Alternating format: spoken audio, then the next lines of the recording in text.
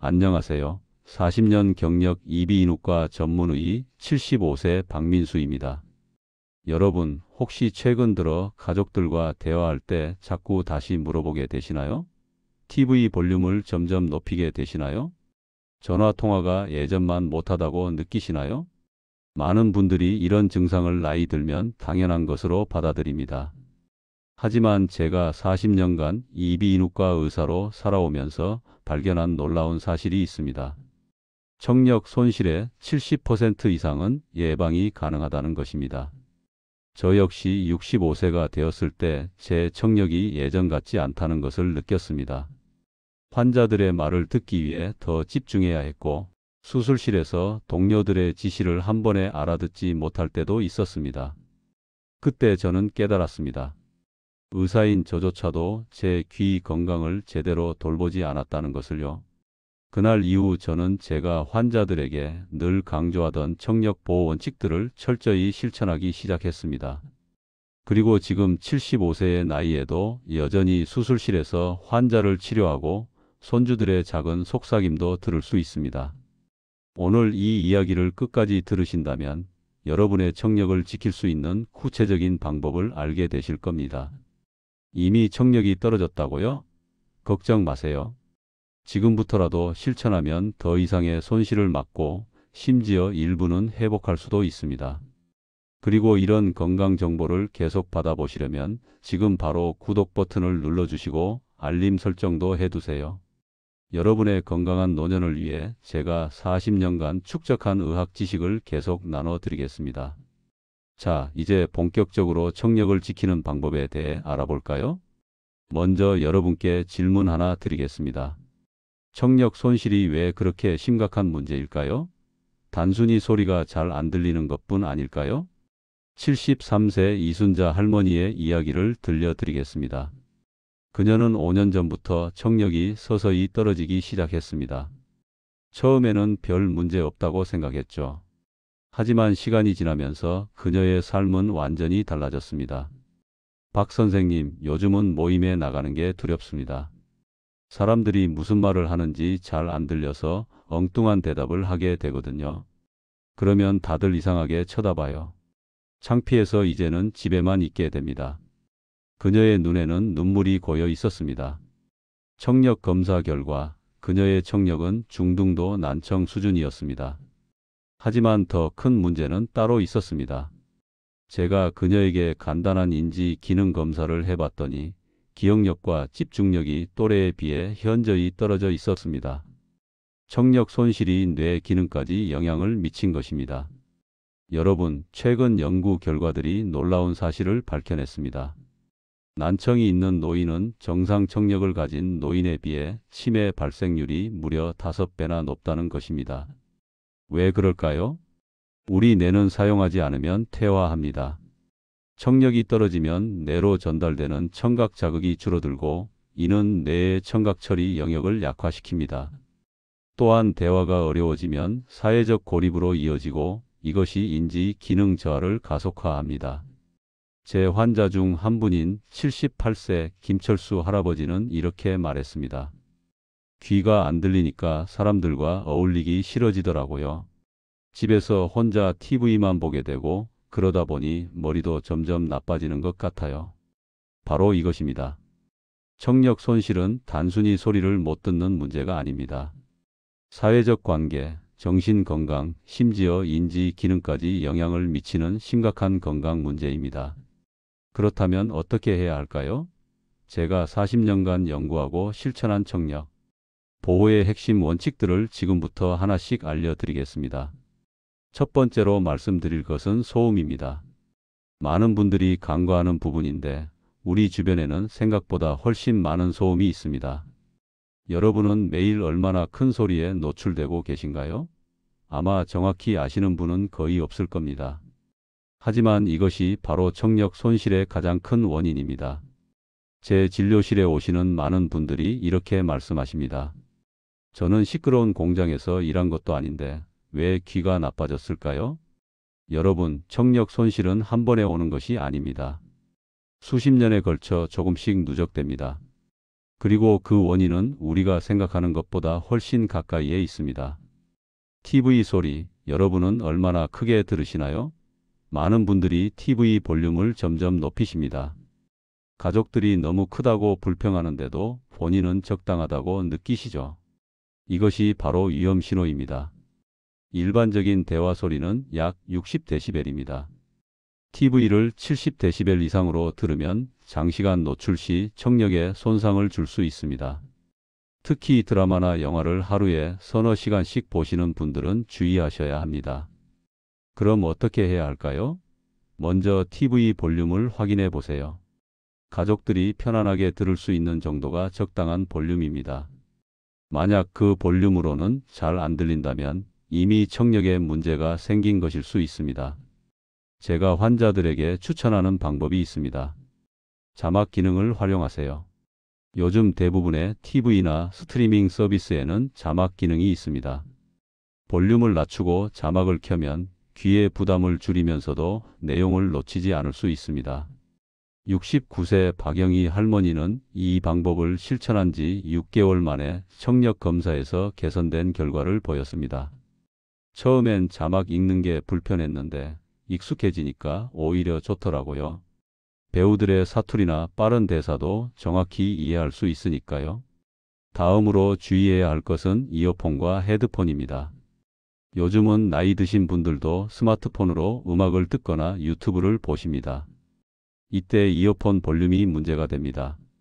이어폰은 소리가 직접 고막으로 전달되기 때문에 스피커보다 훨씬 위험합니다. 특히 귀에 꽂는 타입의 이어폰은 더욱 조심해야 합니다. 제가 권장하는 원칙은 간단합니다. 60대 60 규칙입니다. 최대 볼륨의 60% 이하로 하루 60분 이하로 사용하세요.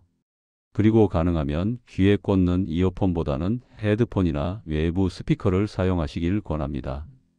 또 하나 중요한 것은 주변 소음입니다. 청소기 돌리는 소리, 믹서기 소리, 전동 공구 소리 이런 것들이 생각보다 크게 귀에 손상을 줍니다.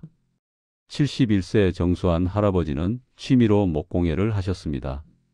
매일 2~3시간씩 전동 톱과 드릴을 사용했죠. 귀마개 없이 말입니다.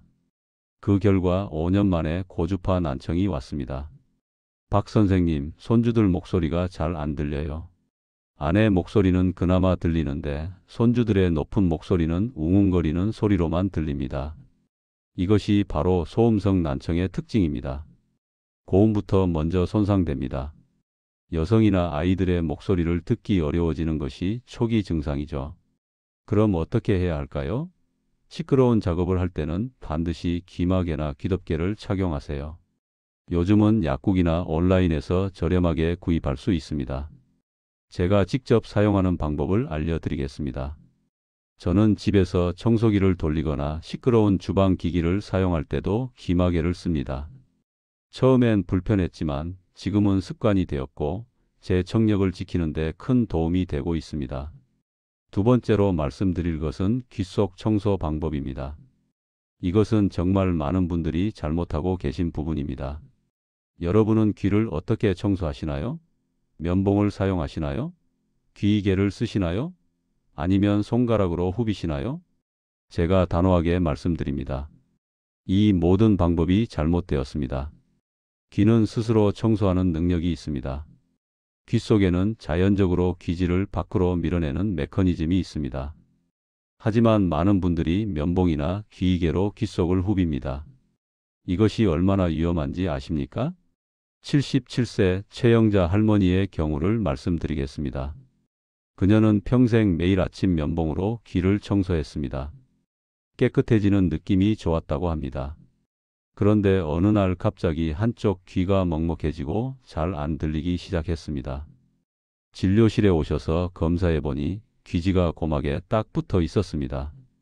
면봉으로 귀를 후비면서 귀지를 밖으로 빼내는 것이 아니라 안쪽으로 밀어 넣은 것입니다. 수년간 쌓인 귀지가 결국 고막을 막아버린 거죠. 더 심각한 경우도 있습니다. 74세 김동욱 할아버지는 귀이개로 귀를 후비다가 고막에 구멍을 냈습니다. 고막 천공입니다. 다행히 작은 구멍이라 저절로 아물었지만 큰 구멍이었다면 수술이 필요했을 겁니다. 그럼 귀는 어떻게 청소해야 할까요? 제가 40년간 환자들에게 권장하는 방법을 알려드리겠습니다. 첫째, 귀 속은 절대 건드리지 마세요. 면봉, 귀이개, 손가락 어떤 것도 귀 속 깊이 넣지 마세요. 고막은 생각보다 가까이 있고 쉽게 손상됩니다. 둘째, 귀 바깥쪽만 부드럽게 닦으세요. 샤워나 세수 후 수건으로 귓바퀴와 귀 입구 부분만 가볍게 닦아주세요. 물기가 남아있으면 귀 질환의 원인이 될 수 있습니다. 셋째, 귀지는 자연스럽게 나오도록 두세요. 귀지는 사실 귀를 보호하는 역할을 합니다. 먼지와 세균으로부터 귀를 지켜주죠. 억지로 제거할 필요가 없습니다. 만약 귀지가 너무 많이 쌓여서 불편하다면 어떻게 해야 할까요? 병원에 오세요. 이비인후과에서는 전문 기구로 안전하게 귀지를 제거할 수 있습니다. 제 환자 중 한 분은 이렇게 말했습니다. 박 선생님, 병원에서 귀지 빼고 나니까 세상이 확 밝아진 것 같아요. 이렇게 간단한 걸 왜 진작 안 했을까요? 68세 배순례 할머니는 면봉 사용을 중단한 지 3개월 만에 만성 웨이도염이 완치되었습니다. 평생 귀가 가렵고 진물이 났는데 면봉을 안 쓰니까 씻은 듯이 나았어요. 세 번째로 말씀드릴 것은 약물 복용입니다. 많은 분들이 모르시는 사실인데 일부 약물은 청력에 해로울 수 있습니다. 여러분은 지금 어떤 약을 복용하고 계신가요? 고혈압약? 당뇨약? 진통제? 이 중 일부는 장기 복용 시 청력에 영향을 줄 수 있습니다. 특히 주의해야 할 약물들이 있습니다. 일부 항생제, 특히 아미노글리코사이드 계열 항생제는 청력 손상을 일으킬 수 있습니다. 또한 고용량의 아스피린을 장기간 복용하는 경우도 이명이나 청력 저하를 일으킬 수 있습니다. 76세 안정희 할머니의 경우입니다.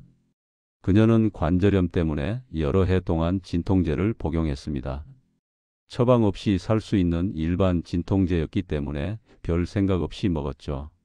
그런데 어느 날부터 귀에서 윙윙거리는 소리가 들리기 시작했습니다. 박 선생님, 귀에서 계속 소리가 나요. 조용한 곳에 있으면 더 심해져서 잠도 못 자겠어요. 검사 결과 이명이었고 원인은 장기간의 진통제 복용이었습니다. 다행히 약을 바꾸고 몇 개월 후 증상이 많이 호전되었습니다.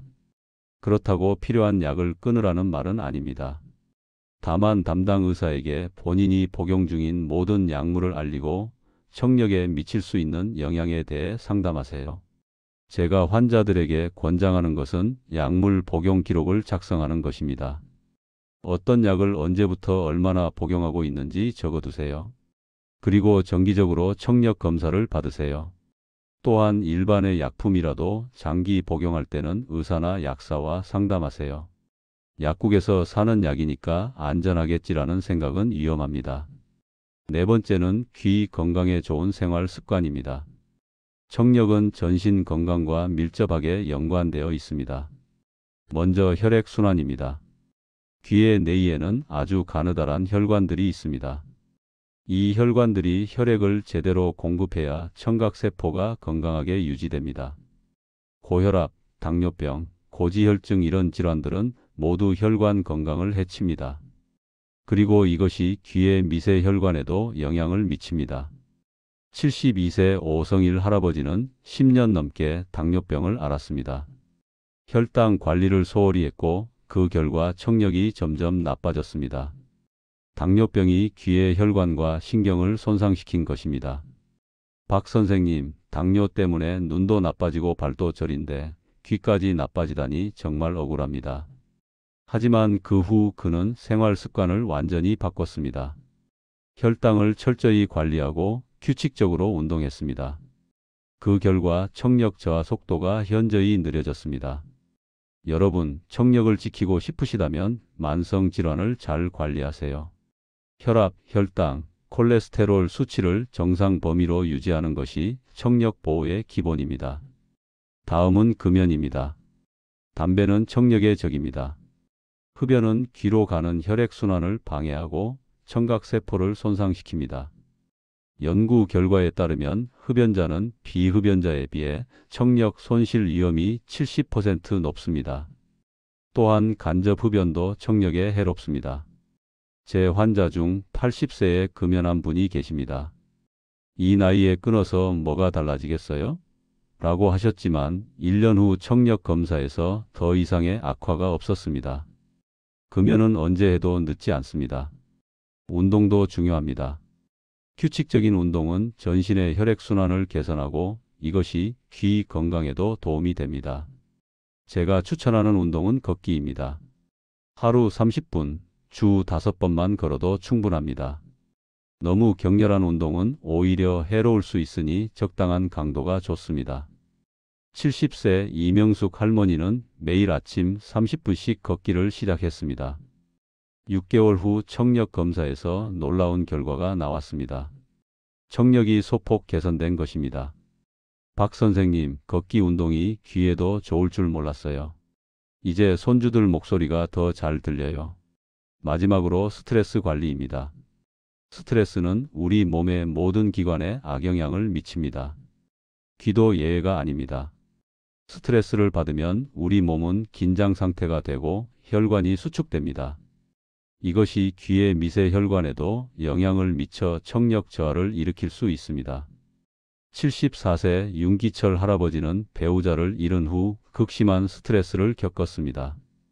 그리고 그 시기에 청력이 급격히 나빠졌습니다. 단순한 우연이 아니었습니다. 박 선생님, 아내가 떠난 후 세상 모든 소리가 멀어지는 것 같았어요. 정말 아무것도 듣고 싶지 않았거든요. 하지만 그는 자녀들의 도움으로 상담을 받고 새로운 취미를 찾았습니다. 서예를 시작한 것입니다. 마음의 평화를 찾자 청력도 안정을 되찾았습니다.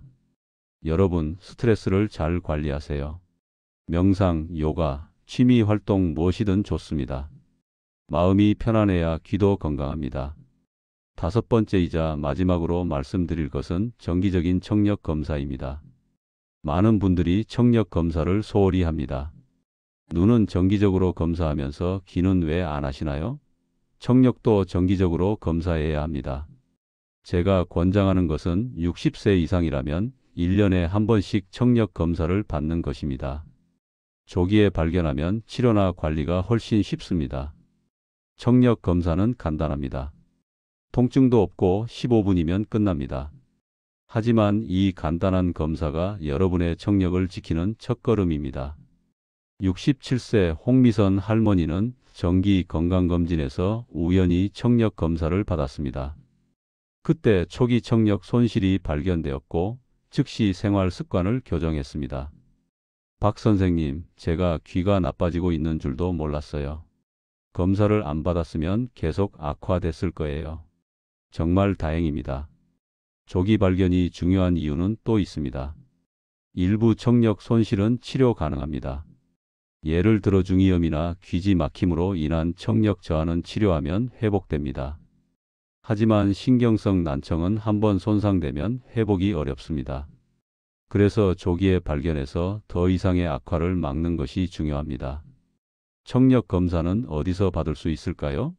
이비인후과나 청각센터에서 받을 수 있습니다. 보청기 센터에서도 무료로 검사해 주는 곳이 많습니다. 또한 스마트폰 앱으로도 간단한 자가 검사를 할 수 있습니다.